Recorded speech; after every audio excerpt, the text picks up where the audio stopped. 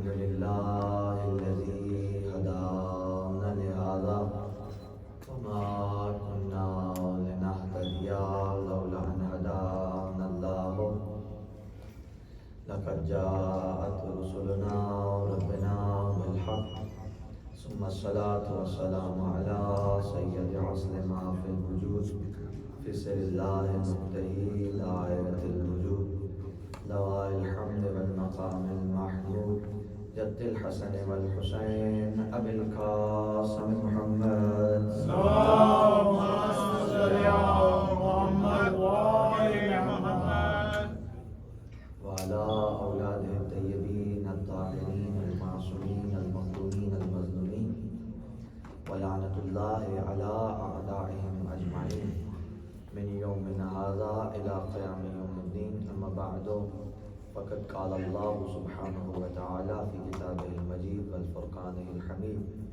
وقوله الحق وهو أصدق الصادقين. بسم الله الرحمن الرحيم. ولقد كرمنا بني آدم وحملناهم في البر والبحر ورزقناهم من الطيبات وفضلناهم على كثير ممن خلقنا تفضيلا. صلوات اللهم صل على محمد وآل محمد عجل فرجهم قبل عزدان سيد الشهداء وصدران مظلوم کربلا متفعل چہر معصومین خصوصا معصوم عالم حضرت بطول بنت رسول جناب سیدہ سلام اللہ علیہا الزہرا کی جانب سے منعقدہ اس اشرف محرم حرام کی آئی ساتھی مجلس ہے. انسان اور امام کے عنوان سے آپ جو ہے اس اشرف محرم حرام کو مسلسل سماعت فرما رہے ہیں اور اس موضوع کے تحت میں نے آپ کے سامنے سورہ بنی اسرائیل کی آیت نمبر 70 کو تلاوت کا شرف حاصل کیا جس میں خالق اکبر انتہائی وضاحت کے ساتھ انتہائی صراحت کے ساتھ اس انسان کو اس کی عزت سے آگاہ کر رہا ہے. ارشاد ربانی ہو رہا ہے کہ ہم نے اس انسان کو صاحب تکریم بنایا, ہم نے اس انسان کو بڑی عزت دے کر بھیجا, ہم نے اس انسان کو زمین پر اور زمین اور سمندروں پر اٹھایا, ہم نے اس کو رزق طیب جیسی نعمت سے نوازا. اور جب اس انسان کو اس کی عزت کے بارے میں بتا دیا گیا تو فوراً اعلان ہوا کہ یوم ندعو کل اناس بامامہم, کہ تم بروز محشر یہ انسان اپنے امام کے ساتھ بلایا جائے گا. عزیزوں, ان دو آیتوں کا خدا کو متصل کرنے کا مقصد یہ ہے کہ یہ انسان اپنے امام کو پہچانے, اپنے امام کی معرفت کو حاصل کرے. بروز جو ہے انسان کو جو اللہ تعالیٰ نے عزتیں دی ہیں ان کے بارے میں گنوانے اور یاد کروانے کی کوشش کر رہا ہوں. صاحب عقل بنایا, یہ عزت دی, اس انسان کے لیے جانوروں کو سواری بنایا, اس انسان کو علم جیسی نعمت سے نوازا. بہرحال بہت ساری عزتیں ایسی جو میں روز انسان کو جو ہے گنوا رہا ہوں کہ اللہ نے اس انسان کو عزتیں دی ہیں. عزیزوں دیکھیے, اس انسان کو اللہ نے اتنا صاحب عزت بنایا ہے کہ ہر وہ شے جس کی اس انسان کو ضرورت تھی اس انسان کی خلقت سے پہلے اس کو بنا دیا. اس انسان کو بعد میں خلق کیا اور جس شے کی اس انسان کو ضرورت تھی اس کو پہلے خلق کیا. دیکھیے, چاند پہلے خلق کیا, انسان کو بعد میں خلق کیا. سورج کو پہلے خلق کیا, انسان کو بعد میں خلق کیا. ستارے کو پہلے خلق کیا, انسان کو بعد میں خلق کیا.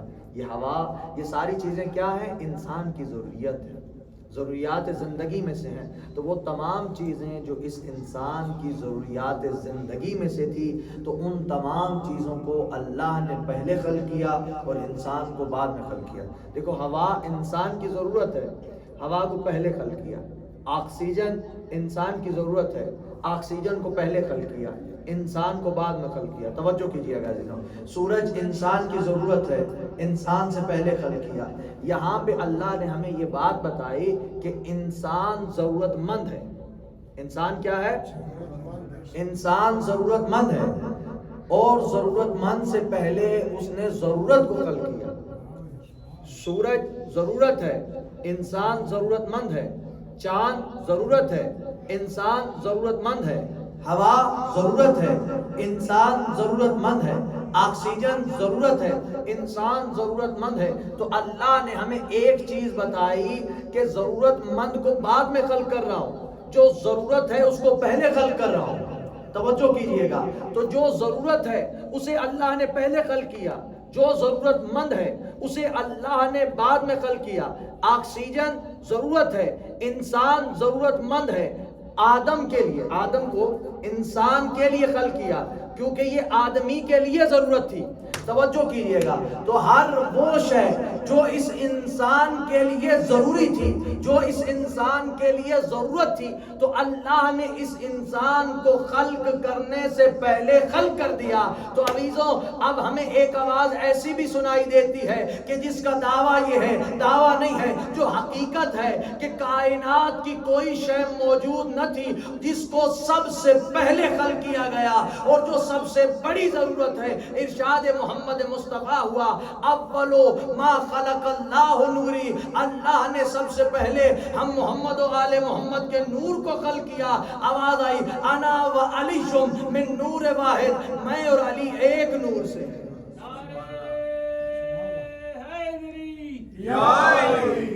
بر محمد و آل محمد بلند تر صلوات۔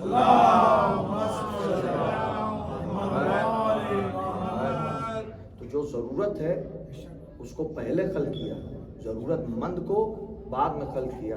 سورج انسان کے لیے ضرورت ہے، چاند انسان کے لیے ضرورت ہے، آکسیجن انسان کے لیے ضرورت ہے، اور محمد و آل محمد پوری کائنات کے لیے ضرورت ہے۔ محمد و آل محمد اس پوری کائنات کے لیے ضرورت ہے۔ عزیزان گرامی، اللہ نے اس انسان کو عزتوں سے نوازا اور اس انسان کو خلق کیا۔ اب اس انسان کو کیسے خلق کیا اللہ نے؟ اس انسان کو اللہ نے عناصر اربع کے ذریعے سے خلق کیا۔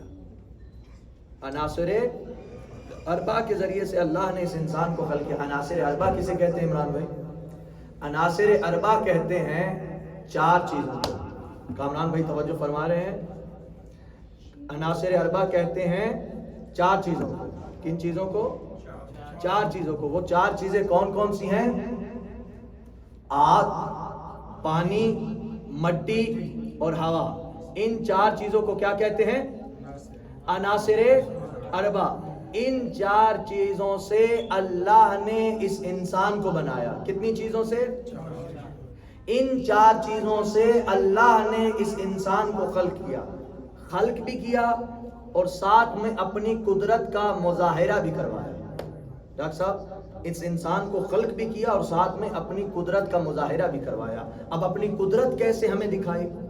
کہا کہ جن چیزوں کے ذریعے سے میں اس انسان کو خلق کر رہا ہوں، یہ کوئی نایاب چیزیں نہیں ہیں، یہ ساری کی ساری چیزیں دستیاب ہیں۔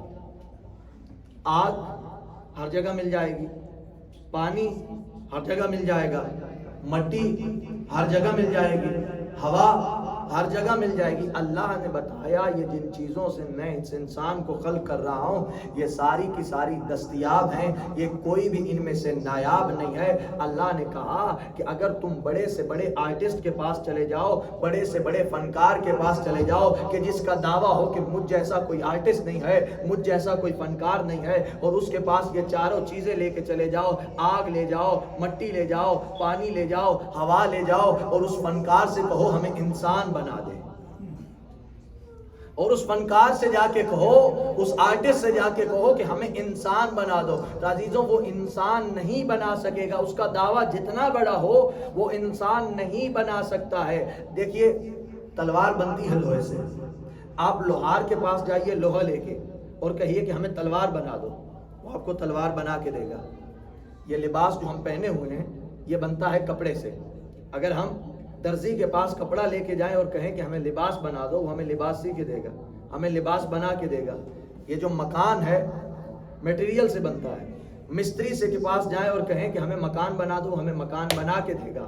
یہ انسان بنا ہے 4 چیزوں سے، عناصر اربع سے، آگ سے، پانی سے، مٹی سے اور ہوا سے۔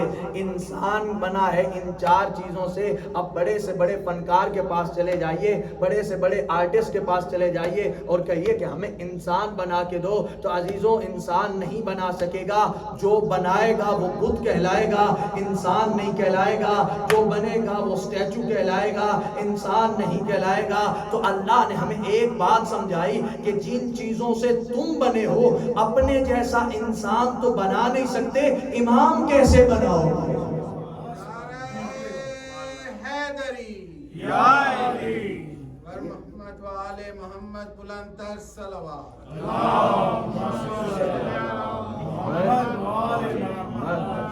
تو یہ انسان اپنے جیسا انسان تو بنا نہیں سکتا، امام کیسے بنائے گا؟ انسان بنا ہے 4 چیزوں سے، عناصر اربع سے، آگ، پانی، مٹی اور ہوا سے۔ آپ کسی بھی آرٹسٹ کے پاس جائیے، وہ جو بنائے گا بت کہلائے گا۔ کیا کہلائے گا؟ انسان نہیں کہلائے گا۔ کیا کہلائے گا؟ اگر کوئی آرٹسٹ کوشش کرے کہ میں انسان بناؤں گا تو عزیزوں جو بنے گا وہ بت کہلائے گا، انسان نہیں کہلائے گا۔ تو اگر انسان کے مقابلے میں انسان بنانے کی کوشش کی جائے تو وہ انسان نہیں کہلائے گا، وہ بت کہلائے گا۔ تو کوئی امام کے مقابلے میں امام بنانے کی کوشش کرے تو وہ امام نہیں کہلائے گا، وہ بھی بت کہلائے گا۔ اسی وجہ سے تو میرے اور آپ کے آقا امیر المومنین دعائے صنم قریش میں فرماتے ہیں، اللہم العن صنم قریش، اے میرے اللہ قریش کے ان 2 بتوں پہ لعنت۔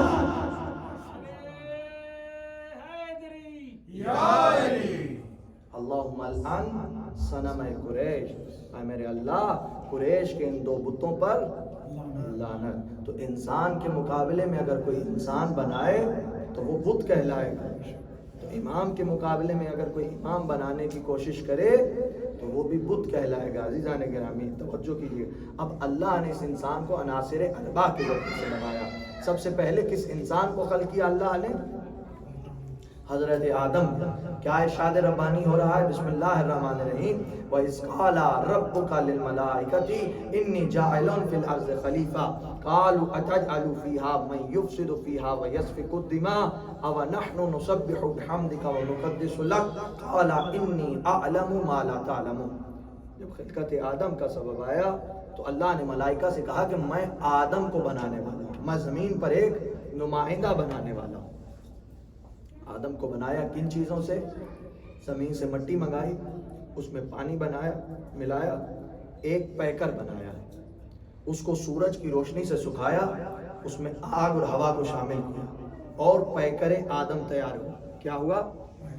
پیکر آدم اس طرح سے جب تیار ہو گیا تو اللہ نے کہا وَإِذْ قُلْنَا لِلْمَلَائِكَةِ اسْجُدُوا لِآدَمَ فَسَجَدُوا إِلَّا إِبْلِيسَ أَبَىٰ وَاسْتَكْبَرَ وَكَانَ مِنَ الْكَافِرِينَ۔ اب آدم جب پیکر بن گیا آدم کا تو اللہ نے ملائکہ سے کہا کہ اب تم آدم کو سجدہ کرو، تو سب نے سجدہ کیا سوائے ابلیس کے، اور وہ کافروں میں سے ایک کافر ہو گیا، وَكَانَ مِنَ الْكَافِرِينَ، اور کافروں میں سے ایک کافر ہو گیا۔ اب مجھے بتائیے شیطان کیوں بنا؟ تھوڑا سا بیداری کا ثبوت دیکھیے گا۔ شیطان کیوں بنا؟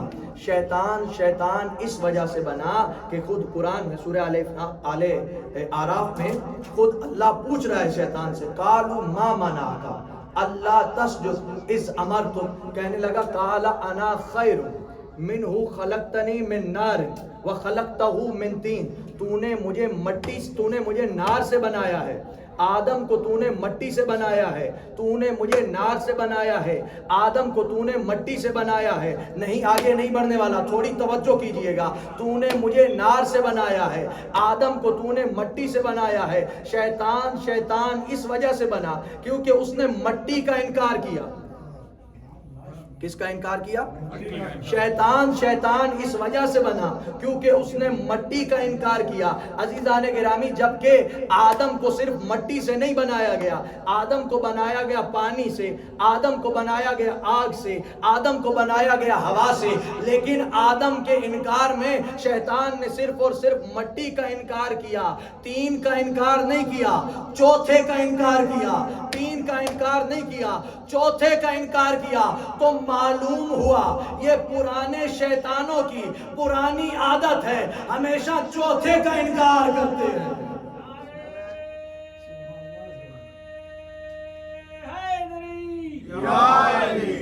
اگر میں نہیں گھبرا رہا ہوں کہ میرا مجمع آج کم ہے تو آپ بھی تھوڑا سا میرا ساتھ دیجیے۔ محمد صلی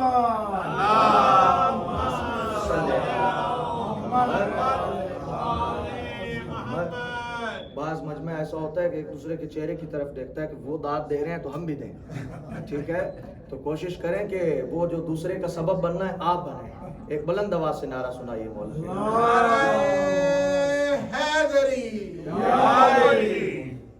توجہ ہے عزیزو، شیطان اس وجہ سے بنا کیونکہ اس نے تین کا انکار کیا، مٹی کا، کہنے لگا انا خیر منہ خلقتنی من نار وخلقتہ من طین۔ اب اصغر بھائی اس سے غلطی پتہ ہے کیا ہو گئی؟ غلطی اس سے یہ ہو گئی، اس کو سمجھنے میں غلطی ہوئی۔ اللہ نے یہ نہیں کہا کہ میں پیکر کو بنا لوں تو تم اس کو سجدہ کرنا۔ اللہ نے پوچھا نا اس سے تمہیں کس شے نے منع کیا؟ قالوا ما منعک، تجھے کس شے نے منع کیا کہ تو سجدہ نہ کرے؟ اللہ تسجد اذ امرتک، جبکہ تو میرا حکم دیکھ رہا ہے۔ اللہ حکم دے رہا ہے نا، تو نے میرا حکم دیکھا، میں نے تجھے حکم دیا، تو نے میرے حکم کے باوجود آدم کو سجدہ نہیں کیا۔ آخر کس وجہ سے؟ کہنے لگا تو نے مجھے نار سے بنایا ہے، اس وجہ سے نار کو اپنے آپ کو تکبر کے انداز میں کہنے لگا نار بہتر ہے، انا خیر منہ خلقتنی من نار وخلقتہ من طین، تو نے مجھے نار سے بنایا ہے، آدم کو تو نے مٹی سے بنایا ہے۔ عزیزوں، اس کو سمجھنے میں یہ غلطی ہوئی، اس نے سمجھا کہ میں نے مٹی کو سجدہ کرنا ہے، اس نے سمجھا میں نے پیکر کو سجدہ کرنا ہے، جبکہ اللہ نے یہ حکم نہیں دیا کہ جب میں پیکر آدم کو بنا لوں تو تم سجدہ کرنا۔ توجہ عزیزوں، اللہ نے یہ نہیں کہا کہ جب میں آدم کا پیکر بنا لوں تو تم آدم کو سجدہ کرنا۔ اٹھائیے سورہ آل عمران آراف میں اللہ تعالیٰ یہ کہہ رہا ہے کہ میں نے یہ نہیں کہا کہ پیکر آدم کو سجدہ کرو۔ اللہ نے کب کہا کہ آدم کو سجدہ کرو؟ جب پیکر آدم بن گیا، ارشاد ربانی ہوا فانفخوا فیہ روحی، جب میں آدم کے اندر اپنی روح کو پھونک لوں تب آدم کو سجدہ کرنا۔ ارے ابلیس نے سمجھا کہ میں نے پیکر کو سجدہ کرنا ہے۔ عزیزوں، پیکر حضرت آدم پیکر آدم کی وجہ سے محترم نہیں ہے۔ توجہ، حضرت آدم پیکر آدم کی وجہ سے محترم نہیں ہے، بلکہ آدم روح کی وجہ سے محترم ہے۔ جیسے خاک کربلا خاک کی وجہ سے محترم نہیں ہے، خون حسین کی وجہ سے محترم ہے۔ بر محمد والے محمد بلند تر صلوات۔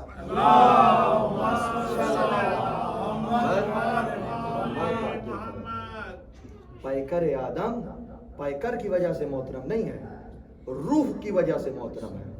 جیسے خاک کربلا خاک کی وجہ سے محترم نہیں ہے، بلکہ خون حسین کی وجہ سے محترم ہے۔ یہ منبر جس میں بیٹھا ہوں یہ لکڑی کی وجہ سے محترم نہیں ہے، نسبت رسول کی وجہ سے محترم ہے۔ یہ جو علم ہم اٹھاتے ہیں، سلام کرتے ہیں، یہ کپڑے کی وجہ سے محترم نہیں ہے، نسبت عباس کی وجہ سے محترم ہے۔ یہ جو تعزیہ ہے، زری ہے، یہ لکڑی کی وجہ سے محترم نہیں ہے، نسبت حسین کی وجہ سے محترم ہے۔ عزیزوں، اب اگر کوئی خالی لکڑی دیکھے اور نسبت مصطفیٰ نہ دیکھے، جاگیے گا، اب کوئی خالی کپڑا دیکھے نسبت عباس نہ دیکھے، خالی تعزیہ دیکھے نسبت حسین نہ دیکھے، عزیزوں سمجھ جائیے گا یہ عقیدہ قرآن والا عقیدہ نہیں، شیطان والا عقیدہ ہے۔ نعرہ حیدری یا علی محمد والے محمد صلوات۔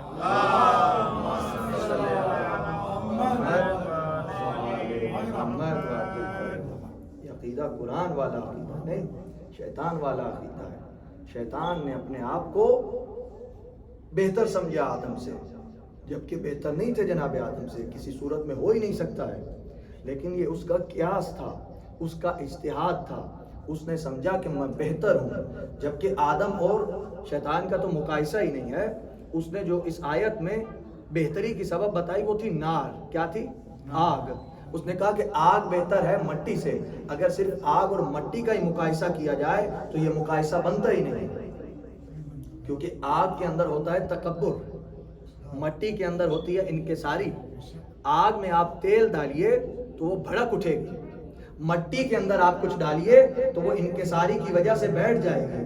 آگ میں ہوتی ہے خیانت، مٹی میں ہوتی ہے امانت. اگر آپ دانہ آگ میں ڈالیے جل جائے گا، وہی دانہ مٹی میں ڈالیے شجر بن جائے گا. صلوات پڑھیے بھائی محمد صلی اللہ علیہ وسلم. آگ میں ہے خیانت، مٹی میں امانت. عزیزان گرامی، تو اس نے تکبر کیا اور اپنے آپ کو بہتر سمجھا کہ میں بہتر ہوں. قال انا خیر. آدم کا انکار کس وجہ سے ہوا؟ کہ اس نے سمجھا میں بہتر ہوں. تو عزیزوں، میرے مولا کا انکار اس وجہ سے نہیں ہوا کہ کسی نے یہ ریزن پیش کی ہو کہ ہم مولا سے بہتر ہیں. نہ آدم کا انکار اس وجہ سے ہوا کہ شیطان اپنے اجتہاد کے مطابق اپنے آپ کو بہتر سمجھ رہا تھا. یہ الگ بات ہے، بہتر نہیں تھا. لیکن میرے مولا کا انکار کرنے والوں نے یہ ریزن پیش نہیں کی. نہ کسی نے یہ سوچا، نہ کسی نے یہ سمجھا، نہ کسی کو میرے مولا نے یہ سمجھنے دیا. توجہ کیجئے گا عزیزوں، نہ کسی نے یہ سمجھا، نہ کسی کو میرے مولا نے یہ سمجھنے دیا. کتاب کا نام ہے تاریخ تہذیب المتین فی تاریخ امیر المومنین. دوسری کتاب ہے الغدیر، جو کہ شیعہ مذہب کی اصغر بھائی بہت ہی معتبر کتب میں سے ہے. اور اس کے علاوہ بہت ساری کتب میں یہ واقعہ موجود ہے کہ ایک مرتبہ امیر المومنین باغ میں ٹہل رہے تھے کہ ایک غاصب میرے مولا کے قریب آیا اور آ کے کہنے لگا یا علی آپ مجھ سے ناراض معلوم ہوتے ہیں. کہا ناراض معلوم نہیں ہوتا، ناراض ہوں. کہنے لگا مولا کیا کرتے، اس کرتے کو ہمارے گلے میں ڈال دیا گیا. مولا نے کہا اس بات کو چھوڑو، یہ بتاؤ یہ حق کس کا ہے. پھر اس کے بعد مولا نے اس سے اپنے فضائل کا اعتراف کروایا. مولا نے اس سے اپنے فضائل گنوائے اور اس نے اعتراف کیے. اب روایت کہتی ہے کہ اتنا پشیمان ہوا کہ شاید مولا کو ان کا حق لوٹا دیتا. جس حالت میں یہ جا رہا تھا کہ اچانک رستے میں وہ صاحب مل گئے کہ جن کے وجہ سے شیطان اپنا رستہ بدل لیتا تھا. بھائی کتابوں میں ہے نا کہ جس گلی میں یہ جاتے تھے اس گلی میں شیطان نہیں جاتا تھا، کیونکہ شیطان کا کام تو وہی پورا کر دیتے تھے. تو اس وجہ سے وہ صاحب مل گئے، وہ صاحب ٹکرا گئے تو ان کا ارادہ چینج ہو گیا. لیکن میں واپس آؤں تو مولا امیر المومنین علیہ السلام نے اس سے اپنے فضائل کا اقرار کروایا. مولا نے کہا مجھے یہ بتاؤ کہ آیت تطہیر میرے لیے نازل ہوئی کہ تمہارے لیے؟ تھوڑا سا جاگیے گا تب یہ جملہ آپ کے حضور میں پیش کرنے لگا ہوں. مولا نے کیا کہا؟ آیت تطہیر میرے لیے نازل ہوئی کہ تمہارے لیے نازل ہوئی؟ سورہ دہر میرے لیے نازل ہوا یا تمہارے لیے نازل ہوا؟ آیہ مودت میرے لیے نازل ہوئی یا تمہارے لیے نازل ہوئی؟ رسول نے مولا غدیر مجھے کہا یا تجھے کہا؟ مولا امیر مجھے کہا یا تجھے کہا؟ در خیبر کو میں نے اکھاڑا یا تو نے اکھاڑا؟ مرحب کو میں نے پچھاڑا کہ تو نے پچھاڑا؟ ارے سورج کو میں نے ابھارا کہ تو نے ابھارا؟ در سیدہ پہ تیرے آیا تارا میں نے اتارا یا تو نے اتارا؟ مولا غدیر تجھے کہا گیا یا مجھے کہا گیا؟ ساقی کوثر میں ہوں یا تو ہے؟ ارے انا قسیم النار والجنہ، جنت اور جہنم کو تقسیم کرنے والا تو ہے یا میں ہوں؟ میں کہتا ہوں مولا آپ کو میری محبت کا واسطہ، کامران بھائی کی محبت کا واسطہ، ان شیعوں کی محبت کا واسطہ میں اس جگہ پہ ہوتا، مولا کے قدموں میں گر جاتا. میں کہتا مولا آج موقع ہے، اس سے پوچھ لیجئے غار میں تو بھاگا یا میں بھاگا؟ مصطفیٰ کو چھوڑ کے تو بھاگا یا میں بھاگا؟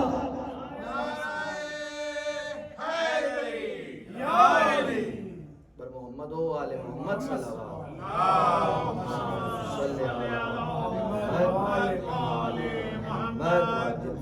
تو عزیزان گرامی، آدم کا انکار کم سمجھنے کی وجہ سے کیا گیا، لیکن کسی نے میرے مولا کو کم نہیں سمجھا، نہ کسی نے سمجھا، نہ میرے مولا نے سمجھنے دیا، بلکہ میرے مولا کے لیے یہ کہا گیا لولا علی لہلک، اگر علی نہ ہوتے ہم ہلاک ہو جاتے۔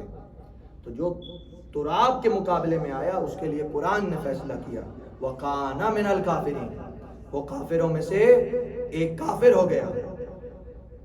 تو جو ابو تراب کے مقابلے میں آئے وہ کیا ہے؟ اس کے لیے ہمیں خندق میں جو رسول نے حدیث پڑھی تھی وہ یاد آنی پڑے گی، جس میں رسول نے فرمایا بارز الایمان کلہ الی کل کفر، کہ آج کل کا کل ایمان کل کے کل کفر کے مقابلے میں جا رہا ہے۔ تو جو تراب کے مقابلے میں آئے وہ کافروں میں سے ایک کافر ہے، اور جو ابو تراب کے مقابلے میں آئے وہ کل کفر ہے۔ صلوات پڑھیے بر محمد۔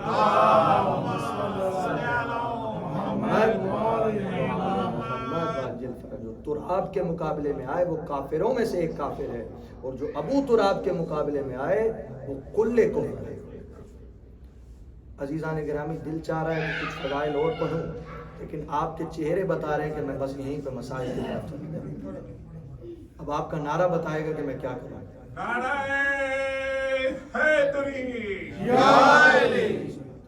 محمد والے محمد صلی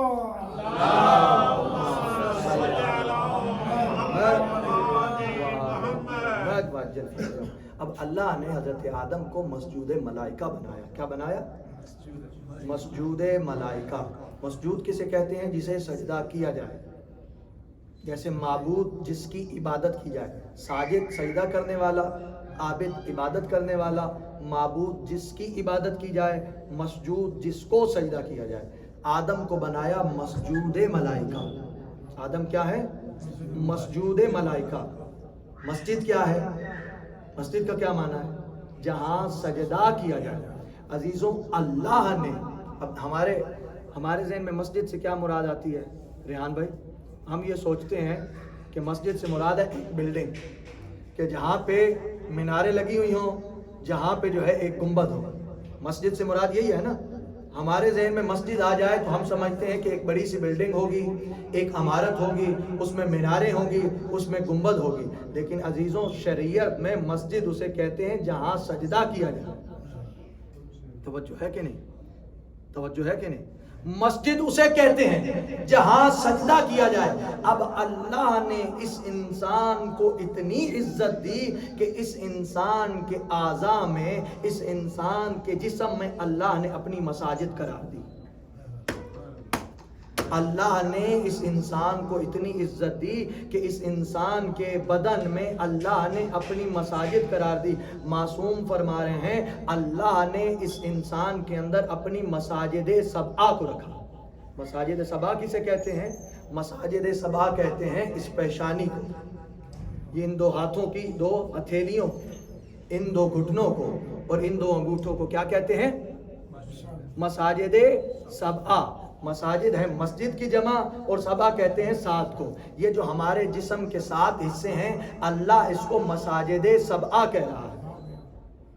ایک مرتبہ مولا امام علی نقی علیہ السلام کا زمانہ ہے، صلوات پڑھیے۔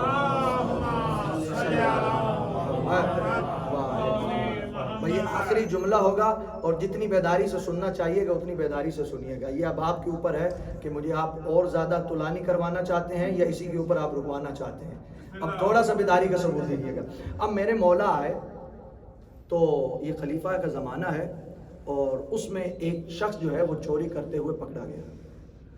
جیسے ہی اس نے چوری کی، لوگوں نے پکڑ لیا، خلیفہ کے زمانہ ہے، ان کے دربار میں لایا گیا، اور علماء نے جو ہے قرآن کھولا کہ اب اس کو سزا دی جائے۔ چور نے اصغر بھائی اپنی چوری کا جو ہے اقرار کروا لیا کہ میں نے چوری کی ہے۔ قرآن کا فیصلہ سامنے ہے۔ قرآن کا فیصلہ یہ ہے کہ جو چور ہے یا چورنی ہے اس کے دونوں ہاتھ کاٹ دیے جائیں۔ السارق والسارقۃ فاقطعوا ایدیہما، چور اور چورنی کے دونوں ہاتھ کاٹ دیے جائیں۔ یہ ہے فیصلہ قرآن کا۔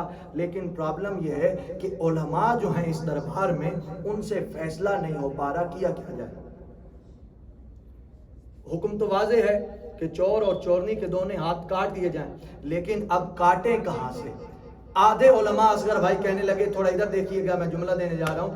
آدھے علماء کہنے لگے کہ ہاتھ یہاں سے کٹیں گے. کہاں سے؟ گھٹے سے کٹیں گے.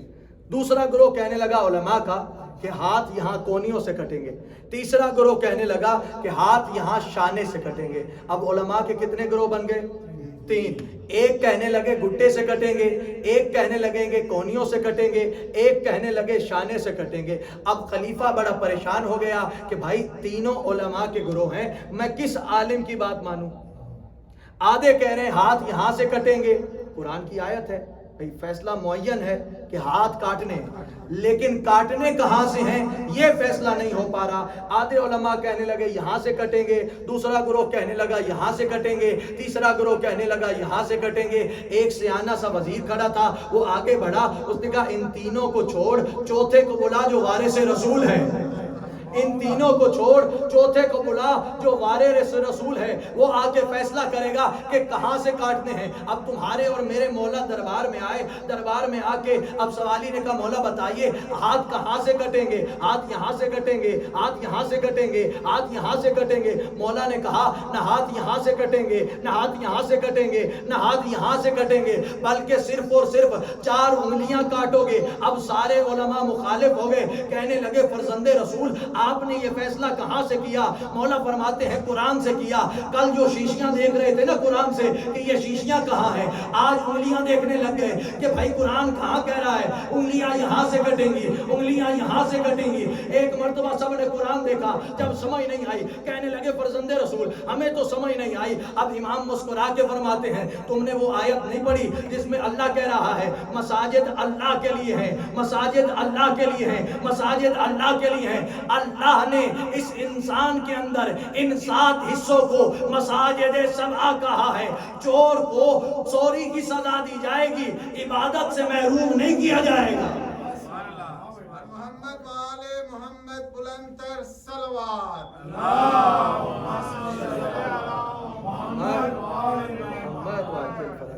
تو مسجد وہ ہے جہاں انسان کے یہ 7 اعضائے سجدہ لگے. مسجد وہ نہیں ہے جو اتنی بڑی عمارت ہو، بلڈنگ ہو، بلکہ مسجد وہ ہے جہاں انسان کے یہ 7 اعضائے سجدہ لگیں گے، وہ مسجد ہے. تو عزیزو جہاں انسان کے، ایک معمولی انسان کے یہ 7 اعضائے سجدہ لگ جائیں وہ تو مسجد ہو جائے. جہاں عین اللہ مس ہو جائے، وجہ اللہ مس ہو جائے، لسان اللہ مس ہو جائے، وہ کعبہ قبلہ نہ ہو تو کیا ہو؟ نہیں جملہ نہیں دیا. ارے جہاں ایک انسان کے 7 اعضائے سجدہ لگ جائے وہ تو مسجد ہو جائے. جس جگہ سے عین اللہ مس ہو جائے، وجہ اللہ مس ہو جائے، لسان اللہ مس ہو جائے، وہ کعبہ قبلہ ہو جائے. اور جہاں پورا امام دفن ہو جائے وہ کربلا معلی ہو جائے.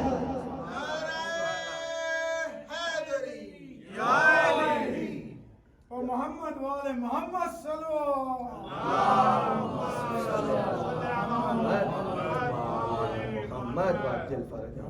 جہاں انسان کے یہ 7 اعضائے سجدہ لگ جائیں وہ مسجد ہو جائے، جہاں امام دفن ہو جائے وہ کربلا معلی ہو جائے.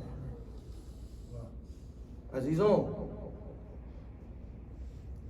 انسان جب تک اپنے آپ کو نہ پہچانے گا اپنے امام کو نہیں پہچان سکتا. اس انسان کو اللہ نے اتنے فضائل دیے کہ اس انسان کے اندر اللہ نے اپنی مساجد قرار دی. اللہ یہ چاہتا ہے کہ یہ انسان اپنے آپ کو پہچانے.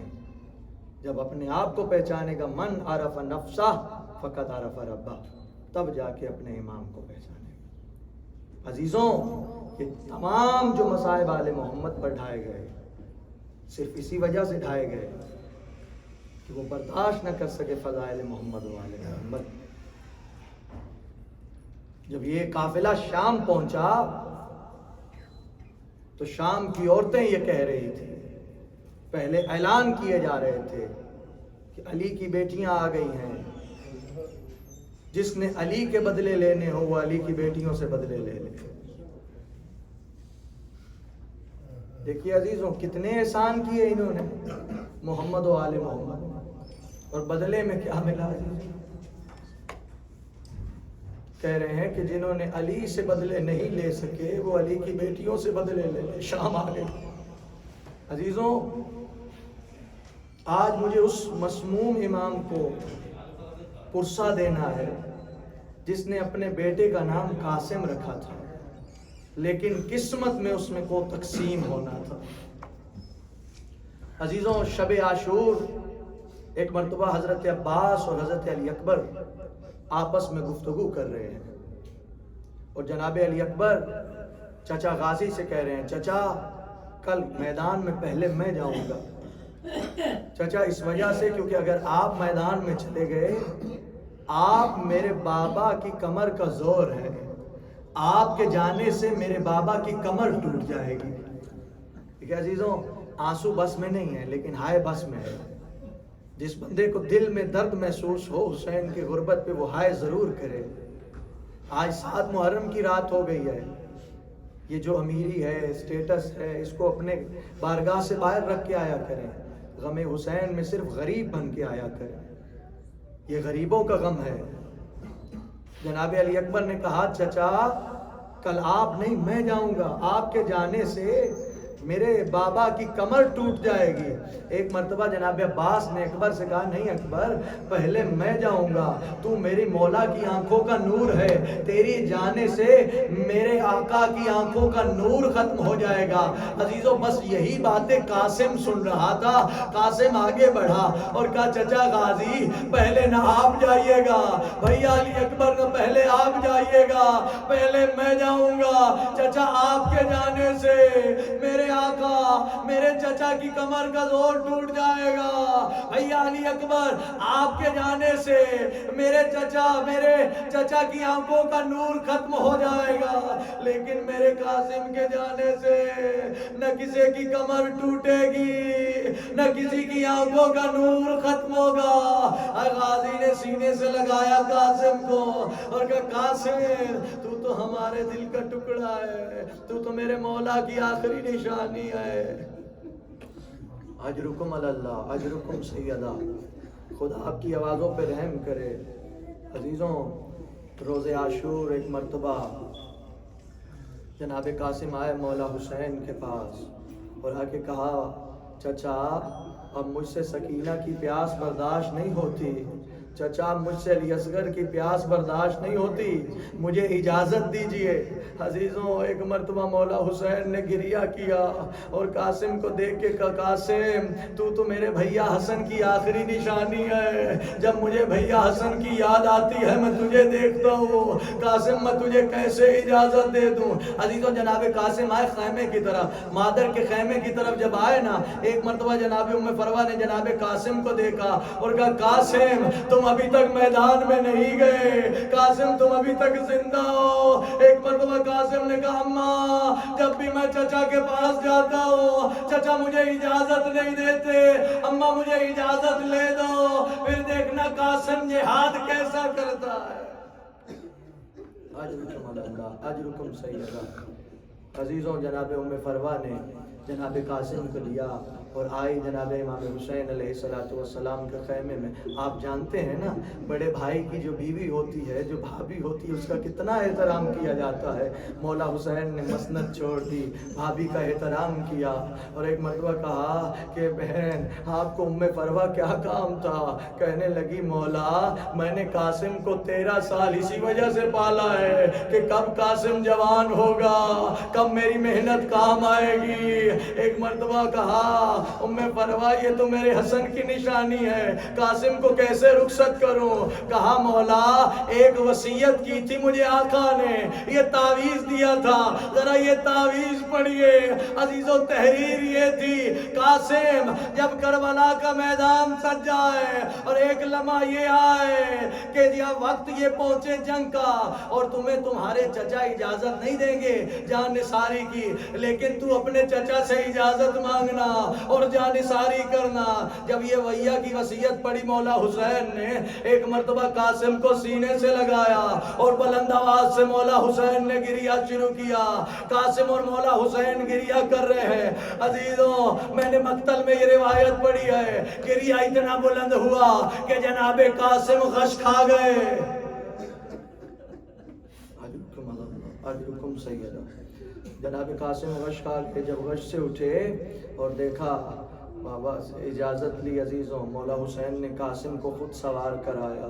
قاسم کا قد بہت چھوٹا تھا، قاسم کو کوئی زرہ پوری نہیں آ رہی. قاسم کو جو ہے زرہ کے بغیر مقتل میں بھیجا گیا. عزیزوں واحد شہید قاسم ہے کہ جس کو جب امامہ پہنایا گیا نا تو جناب قاسم کو ساتھ نقاب بھی پہنایا گیا. عزیزوں جانتے ہو قاسم کو نقاب کیوں پہنایا گیا؟ قاسم کو نقاب اس وجہ سے پہنایا گیا کہ کہیں قاسم کو چھوٹا بچہ سمجھ کے حملہ نہ کر دے.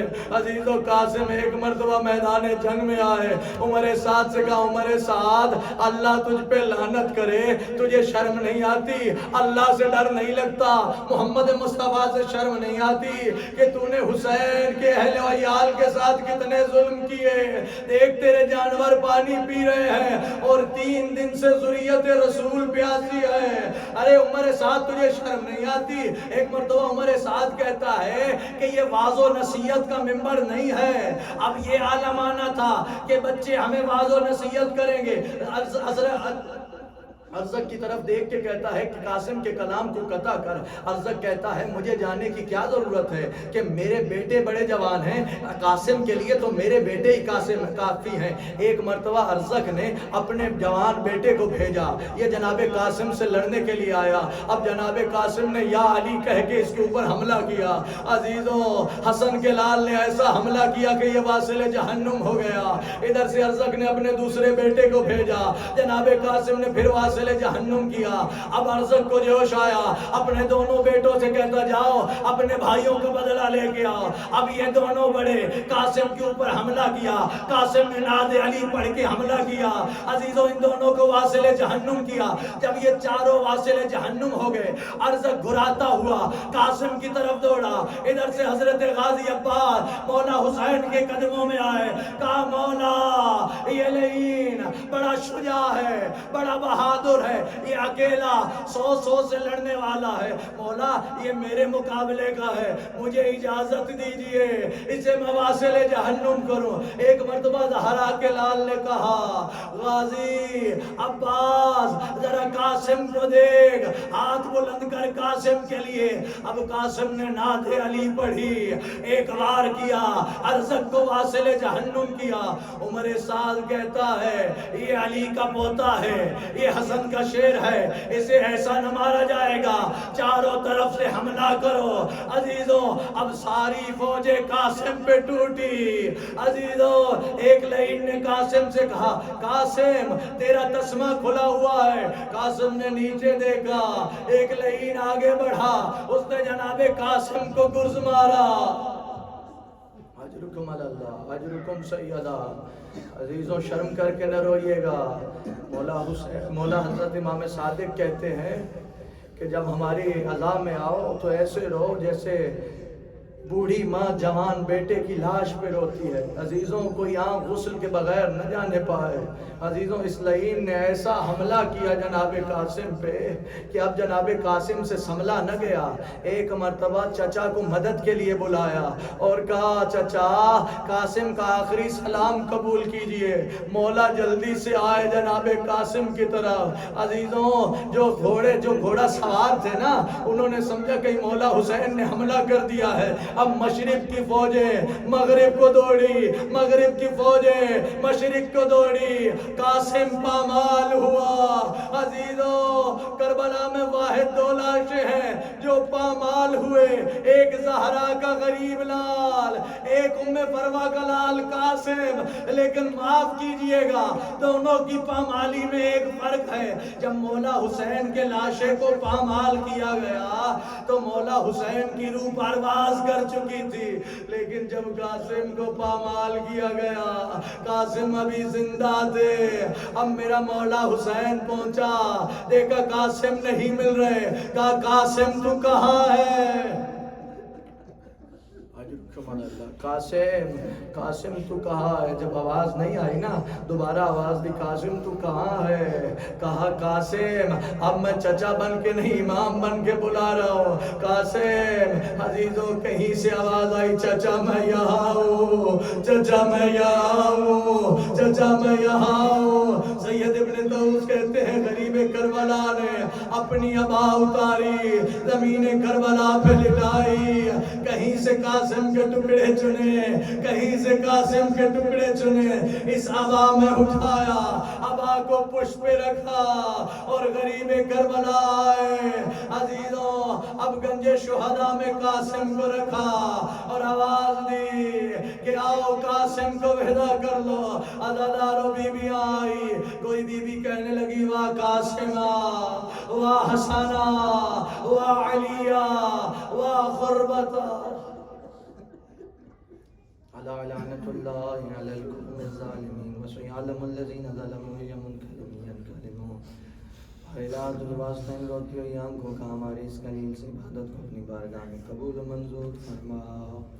اے مولا حاضرین کی تمام شرعی حاجات کو قبول و منظور فرما. اے مولا جتنے مومنین بے اولاد ہیں صدقہ بی بی رباب کی جڑی ہوئی جولی کا اولاد نرینہ عطا فرما. جتنے مومنین بیمار حال ہیں صدقہ بیمار کربلا کا شفاء کاملہ و عاجلہ عطا فرما. میرا مولا بالخصوص میرے والد گرامی کو شفاء کاملہ و عاجلہ عطا فرما.